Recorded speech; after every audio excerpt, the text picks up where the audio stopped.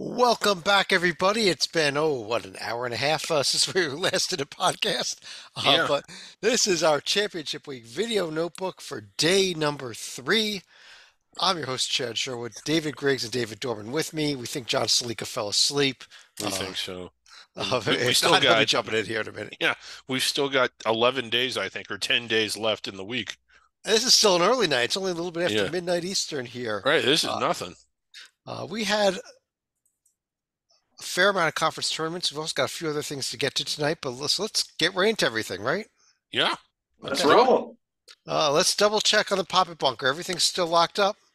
No. Yes, it is. You need to let me out. No. How you feeling? Terrible. I'm locked Good. in the damn bunker. Okay. I mean, you got look at that those lavish accommodations. I don't know what your problem is, really. Why don't I come? Why don't I stay at your house and, like, with your satin sheets and all that, and you can come stay in the bunker. It's a little bit of regular season news. A couple of notable games. First of all, the Seton Hall home win over Villanova, putting Villanova in a little more precarious position than Seton Hall is going forward. And Yeah. and Dorman, UConn looked really good at Marquette, even if it's a shorthanded Marquette team. Yes, they did. They continue to roll. They were up double digits at half, and Marquette made a run in the second half, cut it close. Marquette put a great effort in. Without Kolek, it's really, really hard. He's your point guard. He's your heart and soul. But Connecticut, the train keeps on rolling.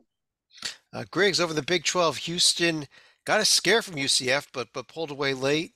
Yeah, While they trailed for a good part of that game, but they did get control of it late. Not their best game, but they still won. And when you can win a game when you're not at your best, how good are you when you're at your best? Speaking of a team that's not at their best, West Virginia has not been at their best in years. And and BYU tonight, though. yeah, I mean, we're not going to harp on this a lot. We're just kind of going through this. They didn't win the game, but considering that they did win, I've been beating them up for being a home court hero all year. They did get the win at Kansas, and they led for a good part of this game tonight. While they failed to make some big plays down the stretch, I was impressed with the Cougars. I really was. yeah, they play. It's so hard to win at Iowa State. Yeah, Hockey Magic, all that. We have John Salika with us. Good morning, John. And yeah. uh, John, go through the scores here. Big Ten, real quick. The notable game was Michigan State's solid home win over Northwestern, really kind of solidifying them after a few losses recently. Yeah, not quite ready to lock the Spartans in, but that was definitely a step in the right direction for them. Northwestern also not quite ready to lock them in after having a bit of a stumble on the road. I think both teams are safely in the field, but I know that there was some disagreement when we did our latest review of the who's under consideration our survival board. We'll get to that at the end of the show. Uh, Dorman, over in the SEC, Tennessee, I don't think it was not as close as the 66-59 final score at South Carolina. Nope. South Carolina made it look closer than it really was. The Volunteers lock up. They clinched the SEC regular season championship.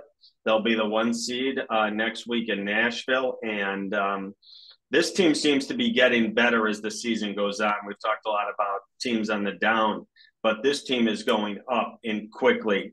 Dalton Connect leads the way. And I'm really impressed with this volunteer team. They will be tough to beat in the tournament.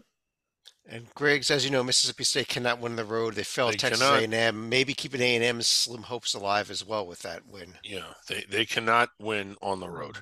And Uh, Utah State cheating to beat Tim Miles. Everybody's been cheating that's it against for them. the regular season for San Jose State. That was their final game. They're not playing. They don't have a game on Saturday, so their next game is in the Mountain West tournament. Yeah, and how they are well positioned, are they not? I mean, they are just 10 wins away from All right, Fresno State, New Mexico. By the way, New Mexico is up comfortably as we record this. That game's not quite final yet, though. Salika over in the A10. Richmond got a much-needed home win over St. Joseph. They have any at-large possibility, any at-large shot here as well. And I discussed this during our show earlier tonight with Richmond poised to potentially win the A10 by multiple games. That should be a strike in their favor, at least as far as trying to get an at-large bid. I still Tytel think that, selected him in his last, and he's our committee guesser. He actually picked him Yeah, for the he first thinks score he last thinks one. they're getting in. So Yeah. we'll see. Florida Atlantic they struggled at North Texas, Griggs, but they got the win, and that's what they need to do. We'd Yeah. mentioned that they might be in trouble if they lost this game and they lose their finale against Memphis. Yeah, I think they would have been. Although I was half expecting them to lose this game and then blow Memphis out, and then lose in the opening round, and then get to the first four, and then go all the way to the Elite Eight. The Florida Atlantic's all over the map. Most importantly, we have Southland scores on the screen. And why would we have Southland scores when we don't put all the scores on? Well, we have these four scores on for one reason, because as a result of these four games, both Incarnate Word and Houston Christian, their seasons are over. They will not qualify for the Southland tournament. The Southland has one final game tomorrow, but their bracket should be out sometime by tomorrow evening. So Houston Christian, Incarnate Word, season's over. Sorry, guys. Yeah. That was it for the regular season games. Let's get to conference tournaments, and let's get to the big four games tonight, which was the Northeast Conference Yes. quarterfinals. And while it looked like 3 out of 4 held form, it was not that easy. Let's start with Central Connecticut. Stalika, they got every test they could out of this very game St. Francis, PA team that in this game tonight. yeah, St. Francis was very much in this throughout the entire game. However, the Blue Devils had the lead for good after after four timeouts and never relinquished their lead to the Red Flash after that point. Yeah, Dorman, I just saw a St. Francis team that were playing like they had nothing to lose, which they didn't, and the CCU team that was playing tight the whole game. It's what I kind of saw there. Exactly what I saw. They ended up pulling it out, like Stalika said, but St. Francis had a great effort. And we see this with a lot of the underdogs. They play with nothing to lose and they play loose. It makes the top seeds or the favorites coming in very nervous. Griggs, the 2 seed, Merrimack, Long Island was close to the first half. Then they started pulling away, but LIU made a late run and got this thing close again. Merrimack was not an easy win for them. It wasn't, and again, kind of a surprising, that they would sweat that much. I thought that they would. I thought both them and Central Connecticut would skate. They did not, and you're right. Long Island was right in that one. Meanwhile, let's go to the game, Dorman. Wagner Sacred Heart. That was the game of the day, especially at the end there. Sacred Heart. This was close throughout, and Sacred Heart had this shot that went 3/4 of the way down. It popped out at the buzzer. That could have tied the game. They were right there, top of the key. Big man took a shot. It was almost you can't it can't get any closer than that. It was literally down and in, and popped out at the last second. Wagner gave him a shot by missing free throws down the stretch. Yeah. But this was an upset. A lot of us said last night, careful for Wagner. Sacred Heart likes to play with their food a lot, and they did. And Wagner comes out with the upset on Sacred Heart's home court. Yeah, somebody picked Sacred Heart to win this tournament. I guess it must have been Yes. some guy who's not here tonight or something. Is that why you're ducking? Yeah. Lemoyne also surprisingly, Grace. This is the one we all thought was going to be an upset as Yeah. well. Lemoyne took it to Fairleigh Dickinson easily. Yeah, they did. It was the only game that wasn't really a game, and that puts them into they just blew them off the floor. So Fairleigh Dickinson, last year's media darlings of maybe the biggest ones ever, will not be returning to the NCAA tournament this year. It sets up, and I'll let you explain this because, we have an interesting situation. If you look at the note there, if Lemoyne wins this tournament, the automatic bid goes to the loser of the championship game. So the noon game on Saturday is going to be the Lemoyne Merrimack game.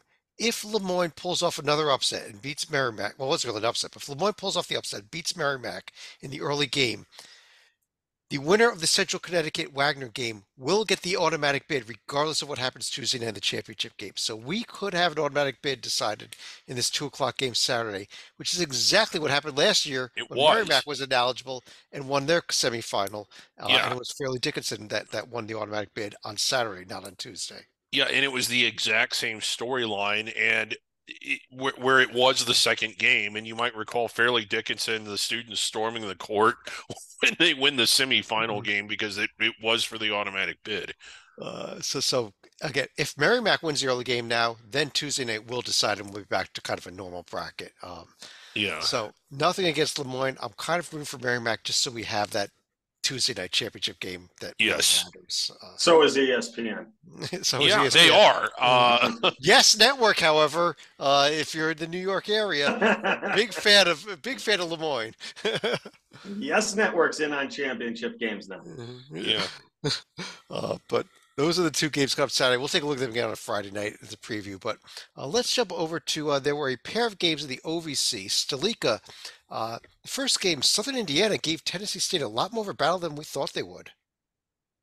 Well, a little bit of a battle right here, and then we have a team like Tennessee State who had been at least somewhat of a contender as far as trying to get a single bye at least in the OVC standings, holds off a Southern Indiana team that barely qualified for the tournament.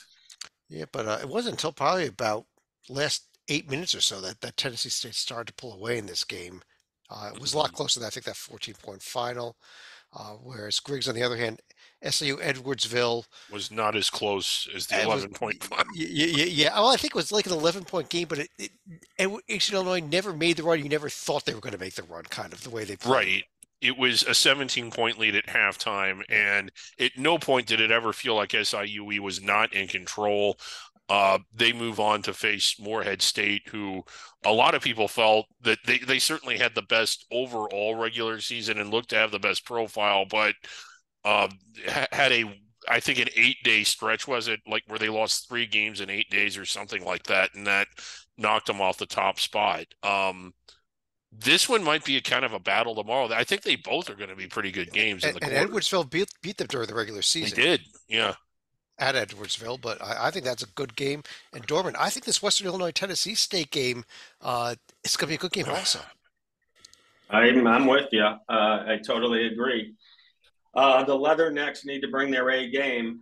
I've discussed this before, but Tennessee State will probably be a little looser coming into the game. They got a game under their, game. They got their jitters out tonight, and then they cruised in the second half. And Western Illinois, I look for them to have the jitters in the first half, while Tennessee tries to get a lead early on and see if they can press a little on the Leathernecks. Should be I agree, should be 2 competitive games tomorrow in the OVC quarters. Yeah, should be a fun day in the OVC quarters. And with involving teams that have a legitimate shot to win this thing, especially Morehead and Western Illinois, both have legitimate shots to win this thing. Stalica, one more game that was played today. It was opening round day in the Big South. I know we were recording a podcast during most of this game. It actually was a pretty good game, though, to the extent you're able to watch it. Yeah, a little bit of a disappointment for Upstate not being able to get the win in this one to advance to a high point. And then you had Radford, who had shown a couple moments at least earlier in the season, but ultimately probably not going to get past High Point in the opener tomorrow. Actually, not till Friday. They play the men's and the women's at the same site here, so tomorrow will be women's quarterfinal day. But day off for Radford. They get to go enjoy beautiful High Point, North Carolina. That's about all we could say about the Big South, I think. Greg says we will preview these 4 games of tomorrow night's show, including we know what we've got in the second quarterfinal on Friday. Yes! The Winwood Cup. The Winwood Cup. That being said, we do need to preview some other games that are coming up tomorrow. And we have our first conference to reach the semifinal stage. It's fascinating stories here. Dorman, we have the ASUN semifinals with Jacksonville going to Stetson and North Alabama going to Austin Peay. I look for 2 more competitive games. I've been on the Hatters of Stetson all year long. They kind of disappointed at times during the regular season. But we'll see if they can get it done in their conference tournament. They got it. I said it last night. Stetson's got to be feeling good about the way this the bracket broke for them, because if they can win tomorrow against Jacksonville on their home floor, they will get the championship Sunday afternoon again on their home floor. So the Hatters are happy as this bracket stands right now. In the other game, I look for it to be really, really competitive. Austin Peay probably caught some breaks to get the win. The other night, they re-bracketed, so they get the 6th seed in North Alabama. But North Florida was winning the game the whole way the other night. Austin Peay needed a miracle and got it. But I look for North Alabama to pull another upset. Really, because Yeah. I think this home court, the home crowd is going to be pretty electric tonight, tomorrow night here for Austin Peay. It should be. They were really crazy during that first game, and it's going to be even crazier now that we're into the semifinal round. And if they get a home championship game, it's going to be wild on Sunday. Yeah, Austin Peay really will be. One of the things that's a little unfortunate for Stetson is that the students are on spring break this week. So while the other crowds, Eastern Kentucky was all sold out. Lipscomb had a really good crowd. Austin Peay had an amazingly good crowd. Stetson, it wasn't quite as electric. They shouldn't need it to beat Jacksonville. I know Jacksonville's on. Anybody that's on vacation this week, down in the Disney World area, down in the Orlando area, go out and root for Stetson. We need a crowd tomorrow night. Get to that game tomorrow night. And if you're the students, hopefully you're back from the beach on Sunday. Where do you go on spring break if you go to school in DeLand? Well, where do you go? Green Bay. Green Bay, I guess. Skiing. You go skiing, yeah. It is Patriot League quarterfinal round day. 4 games all at the same exact start time. We're going to need more computer screens again tomorrow. Stalika, these 4 games, Holy Cross at Colgate, Bucknell at American, Navy at BU, Lehigh at Lafayette. Any thoughts on any upsets that you see? I would definitely watch the bottom half of the bracket. I mean, we always get excited for games that are going to be played on the roof, and Navy does have somewhat of a history of getting at least the occasional upset in the early rounds. And, we have to put Lehigh on upset alert against our arch rival Lafayette here. Yeah, I mean, that's a great rivalry there on top of everything else. I'll just mention it again. Holy Cross, last time they were a 9 seed and won their first round game, they kept winning. I don't think it happens again this year, though, Griggs. Yeah, I don't think so. Griggs, let me stick with you. It is Horizon League quarterfinal round day again. 2 more 7 o'clock games. We're going to really need a lot of screens here. At least the other 2 aren't at 7. Yeah, we have Fort Wayne at Oakland, Northern Kentucky at Wright State at Battle of Rivals, Milwaukee at Green Bay in a Battle of Rivals, Cleveland State at Youngstown State. I think there's a bit of a rivalry there too. There is, yeah. Yeah. So it's kind of funny how this all played out. And Fort Wayne, let's not forget, it's easy to forget this, but I mean, up until I guess mid-January, late January, they were making the under the radar top 10. We were really impressed with how they were. They kind of went into the tank for whatever reason, but they still have kind of a high ceiling. I don't think they win on the blacktop, but there is still intrigue in that game. It isn't just a game where you're expecting Oakland to go through the motions and blow them out. I'll tell you what, Dorman, I look at these 4 games, I would not be completely floored if all 4 of these ended up in upsets, because I think these are 8 incredibly even teams tomorrow. Yep, you stole what was coming from me. I wouldn't be surprised with any result tomorrow. The biggest upset to me would be Cleveland State beating Penguin Fever, but even that wouldn't surprise me. I could see all 4 underdogs by seed winning tomorrow. This is I think this Horizon League is up for grabs. Anyone can win it of these 8, and it should be fantastic tomorrow night. Sleek, is there any specific game you're circling? I'll give you a few seconds on. I know you spoke about it last night also. Yeah, I've already talked with my travel agent. I will be booking a ticket to the Wright State Northern Kentucky game. I mean, there are no upsets in a game like this. There are only survivors. Sun Belt Conference back in action. It is not quarterfinal, second round action day here. Yeah. After they had a day off today, we have South Alabama, Georgia Southern, Louisiana, Coastal Carolina, Georgia State Marshall, Southern Miss Texas State. Stalika, do you see any seeding upsets in these 4 games? Well, considering Georgia Southern was one of the few schools in the Sun Belt that ended up losing in round two of the MAC Sun Belt Challenge, I wouldn't be putting money on Georgia Southern to end up getting an upset right here. And Marshall, bit of a disappointment compared to recent years. I'm probably not going to pick them against Georgia State. I still think Texas State would be the most likely to make a splash. Yeah, it's just, it's kind of, Dorman, you look at this and, the tournament really doesn't start until Saturday if you It really look at doesn't. this thing. It does. And I look for Louisiana to cruise tomorrow Yeah. night over Coastal. The other 3 games I think are as tight as can be. I like Texas State to pull off that seeded upset. And Marshall and Georgia Southern winning wouldn't shock me one bit. Uh, Griggs, Missouri Valley Conference tournament gets underway. Here's a brand new tournament we haven't discussed yet.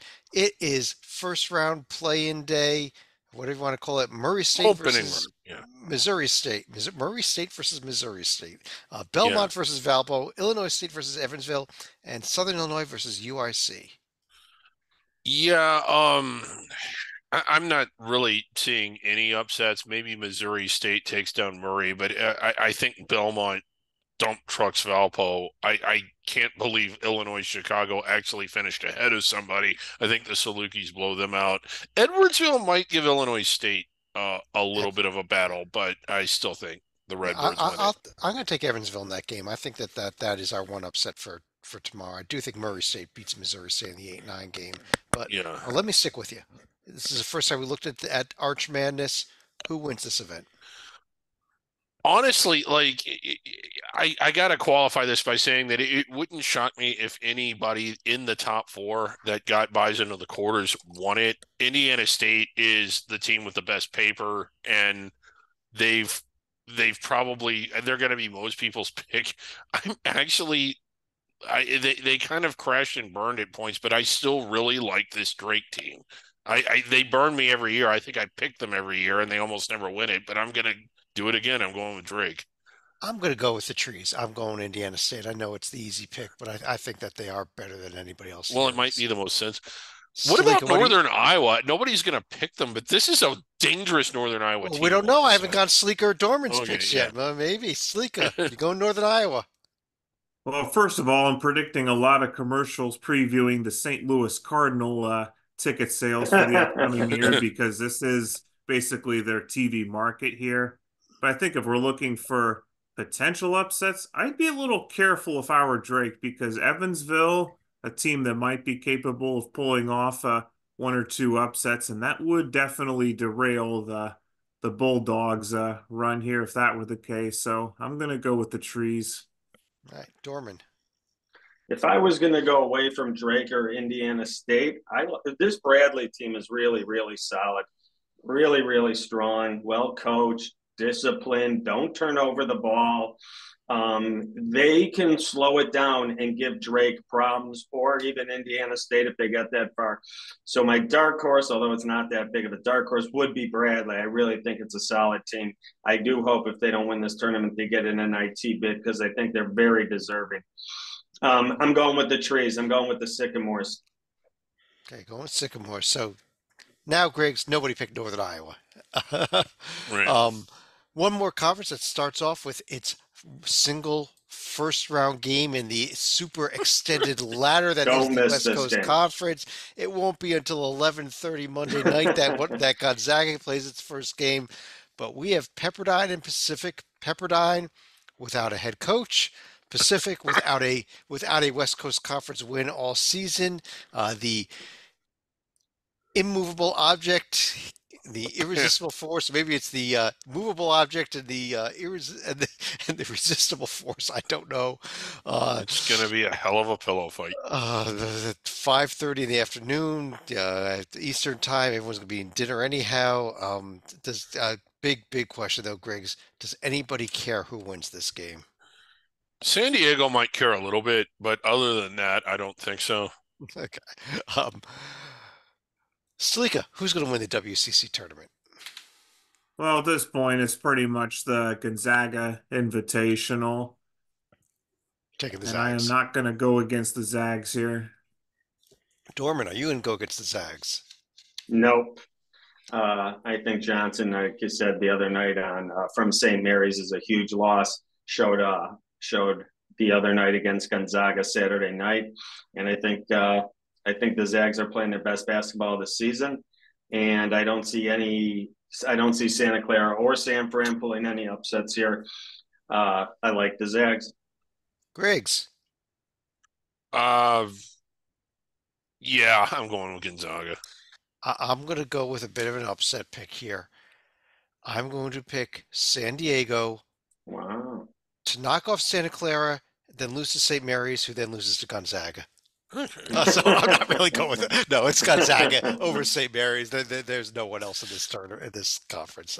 Yeah.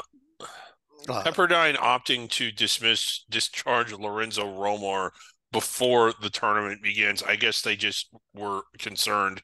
They didn't want to run the risk of him winning it and having to keep him, I guess. Yeah, I don't quite get that. Anyone know why they take Sunday off? BYU. Well, they used to have Sunday off when BYU's BYU gone. was in the conference. I'm pretty certain when it has to do with either TV contracts TV. or arena things that that might change coming forward here in in future seasons. We'll find out. Yeah. But they probably were locked into this schedule before BYU left, though. Let's jump over to our survival board. This is our Hoops HD NCAA Tournament Survival Board. Just click on the link up there and say service we do for the NCAA Tournament Selection Committee. And it also Yeah. tracks how many teams are left with a shot to win it all. Heading into play today, there were 321 teams left with a chance to win the national championship. But Mhm. as a result of today's games, including those two Southland eliminations we talked about at the start of the show,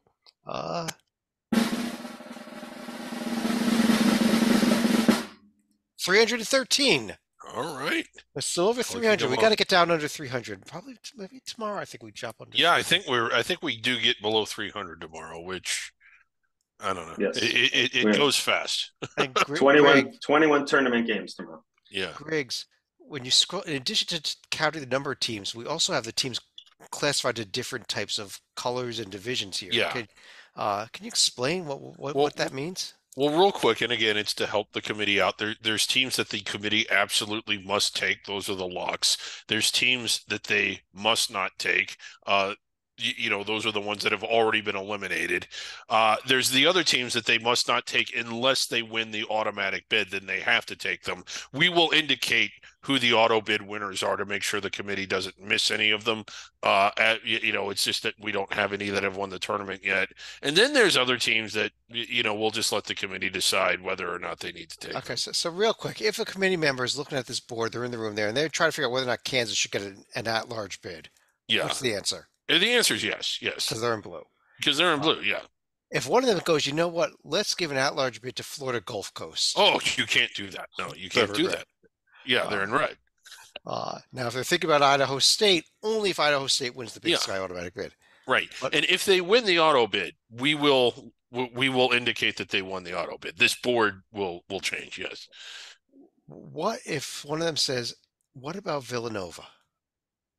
Well, see, that's where they're going to look to us. They're going to want us to make the decision for them, but we're going to be like, you guys need to discuss that and decide on your own. Now, what if it's a team like DePaul who potentially ends up winning the Stallings Award next week? What do we do then?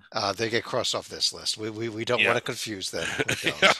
They're on the Hoops HD mock committee board. This is not the Hoops HD committee. All right. Yeah. Let's jump back over here. We have a new feature we're rolling out this for Championship Week. It is our top 10 things to see at college basketball games. We have some honorable mentions because there's 14 days. We've already seen the Hornets Nest Trophy. Yes, the Hornets. The Kennesaw Banana. Yeah. And even last night, Keggy the Keg. Yeah. Our last of our honorable mentions, beginning tomorrow night, we're going to get actually into the real top 10. But should we find out what that last honorable mention is?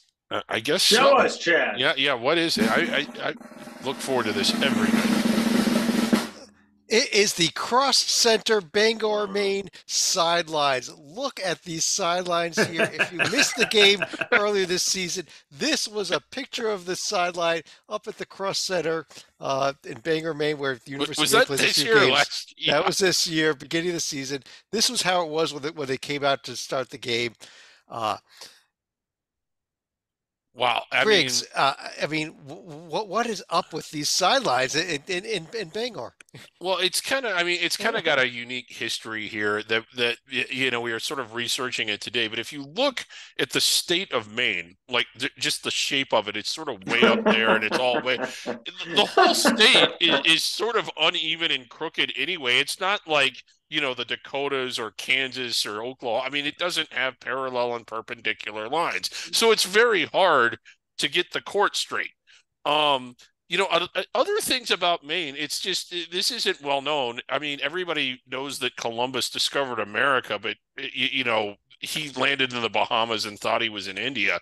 But no, I mean, 300 years before that, almost, there were Viking tribes that landed in Maine, and that is who designed this court.